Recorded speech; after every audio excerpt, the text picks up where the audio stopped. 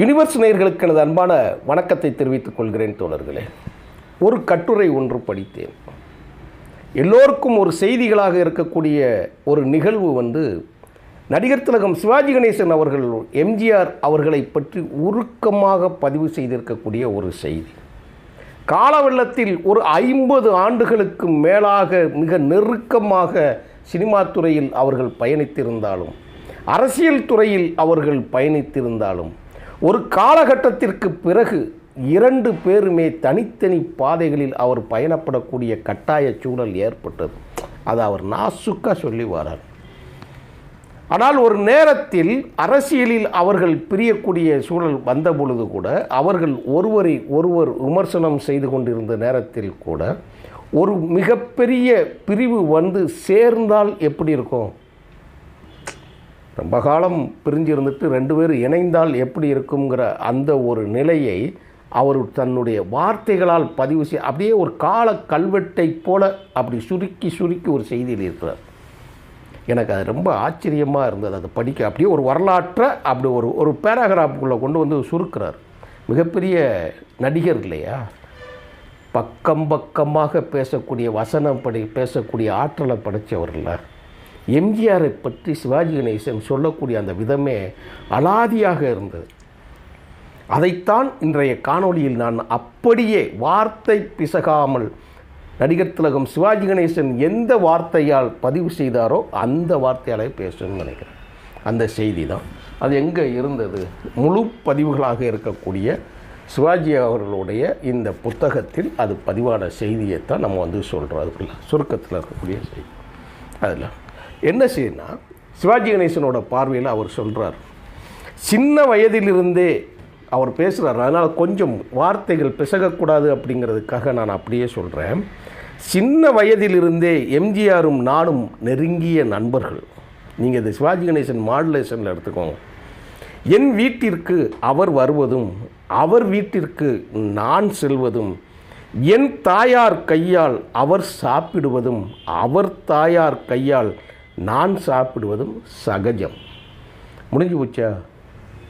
ஒரு மாணவ பருவத்திலிருந்து இளைஞர் பருவத்தில் இருக்கிற வரைக்கும் அந்த முதல் இன்ட்ரடக்ஷனை சிவாஜி கணேசன் சொல்கிறார். முடிஞ்சது. அடுத்து இன்னொன்று என்ன சொல்கிறாருன்னா, ஒரு கதை மாதிரி எங்கள் நட்பின் வரலாற்றை நான் சொல்லுகிறேன். இப்போ நான் சொன்னேன் இல்லையா, அதே சொல்கிறார். ஒரு கதை மாதிரி நான் சொல்லிடுறேன், உங்களுக்கு எப்படி இருக்கும் பாருங்கன்னு அப்படியே இன்டர்வியூவில் அவர் எடுக்கிறார். 2ஆம் உலகப் போர் நடந்து முடிந்த சமயம் 1943 1944 நான் சென்ட்ரல் ஸ்டேஷன் பக்கத்தில் உள்ள ஒற்றை வாடை தியேட்டர் அருகில் தான் குடியிருந்தேன்.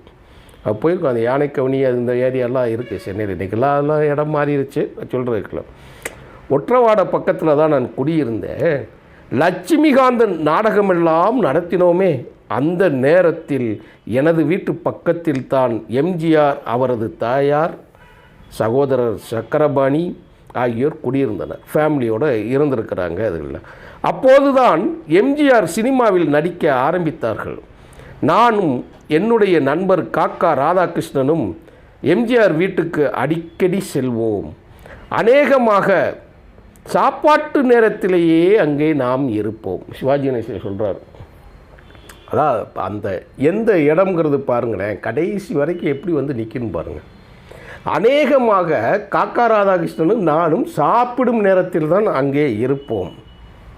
குழந்தை பருவம், தொட்டில் பருவம், அது ரொம்ப முக்கியமானது. எம்ஜிஆர் பசிக்கிறது என்றாலும் கணேசா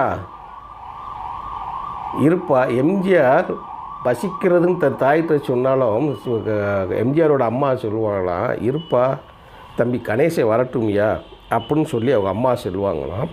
திரும்பி வரும்போது சப்பாத்தி, அதாவது இரவு நேரத்தில் என்னையும் ராதாகிருஷ்ணனும் டவுனுக்கு பக்கத்தில் உள்ள தேட்டருக்கு சினிமா பார்க்க கூட்டி செல்வார். யார்? எம்ஜிஆர் கூட்டி செல்வார்.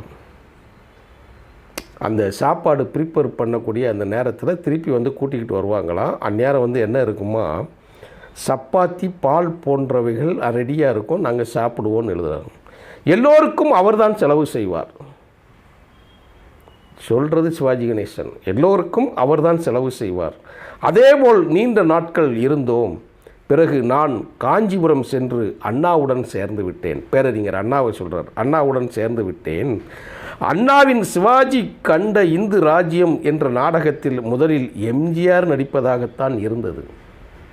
இது வரலாற்று செய்தி, எல்லாருக்கும் தெரிந்த செய்தி. அது ஒரு முக்கியமான சம்பவம்.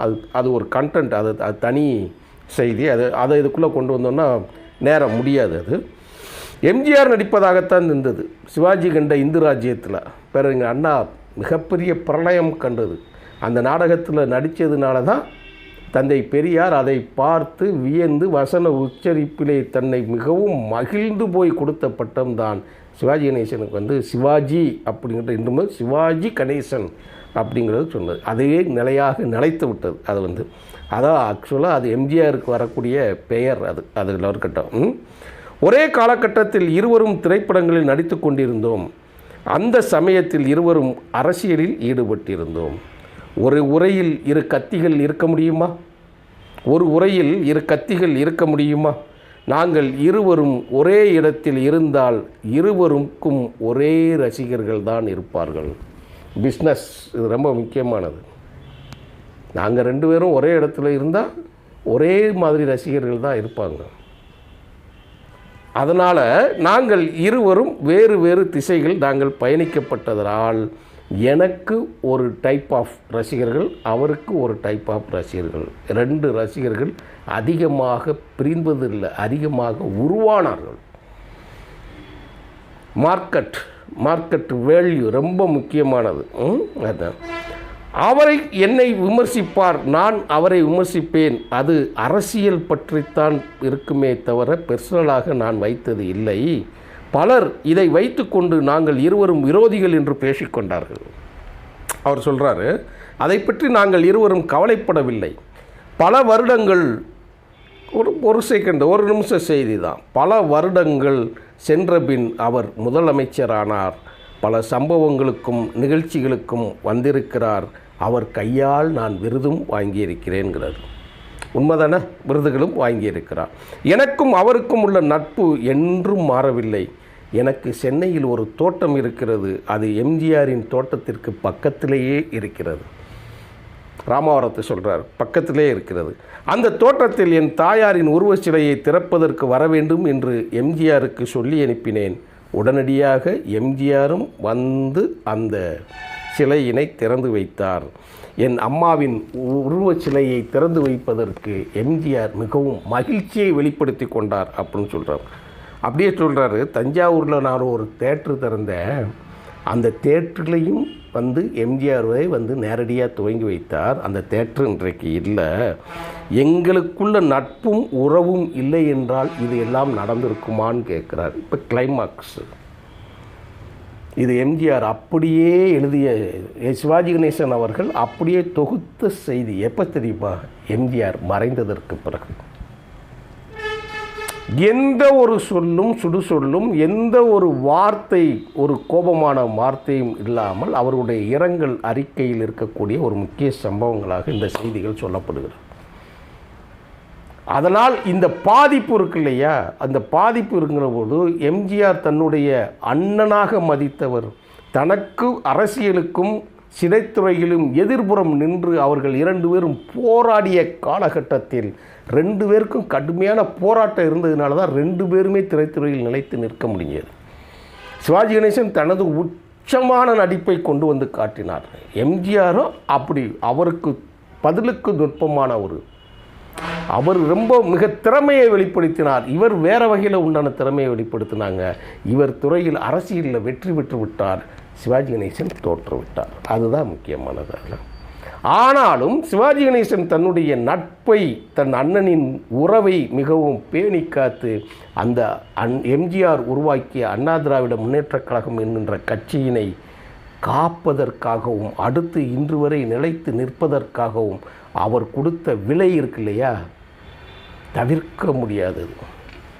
அதுதான் அன்னை தமிழ்நாட்டை இன்று தேசியம் என்கின்ற பெயரில் கட்சிகளை வைத்துக்கொண்டு கபலீகரம் பண்ணக்கூடியவர்களை காப்பாற்றி கொடுத்தது எம்ஜிஆர் இறந்த பிறகு சிவாஜி கணேசன். இந்த பாதிப்பு, இந்த வார்த்தை தான் தமிழ்நாட்டையும் மீட்டெடுத்தது என்று சொல்லி பல காணொலிகளில் நான் பேசியிருக்கேன். ஏன்னா நம்ம அரசியல் தான் பேசுகிறோம். அரசியலில் எம்ஜிஆரின் பங்கு, திராவிட இயக்கத்தில் எம்ஜிஆரின் பங்கு. அப்படி திராவிட இயக்கம் என்கின்ற அந்த லட்சிய கோட்பாட்டினை நான் ஏற்றுக்கொண்டிருக்கக்கூடிய காரணத்தினால சிவாஜி கணேசன் அந்த காங்கிரஸ் என்கின்ற நிலைப்பாட்டுக்கு உள்ளே வரும்போது சின்ன சின்ன வேறுபாடுகளும் முரண்பாடுகளும் இருக்குமே தவிர வேறு எதுவுமே கிடையாது. அதனால தான் எம்ஜிஆர் மறைந்த பிறகு அவருடைய மனைவி ஜானகி அம்மையார் முதலமைச்சர் ஆன பிறகு அவரை எப்படியாவது காப்பாற்றிவிட வேண்டும் என்பதற்காக தன்னுடைய அத்தனை திறமை, அத்தனை தகுதி எல்லாத்தையும் அவர் உள்ளே போட்டார். அதை காப்பாற்றி கொடுத்தார். அவர் எம்ஜிஆரை பற்றி உருக்கமாக பதிவு செய்த வார்த்தை தவறாமல் உங்களுக்கு நான் பதிவு செய்திருக்கிறேன் தோழர்களே. இது வரலாற்றுக்கு ஆவணமாக வருங்கால சந்ததியினர் அரசியலில் ஈடுபட விரும்புபவர்கள் இந்த 10 நிமிடங்களை ஒதுக்கினால் சிவாஜி கணேசன் எம்ஜிஆரை பற்றி அவர் கொடுத்த வாக்கு மூலம் முழுவதும் உள்ளது உள்ளபடி தெரிந்துவிடும். நன்றி, வணக்கம் தோழர்கள்.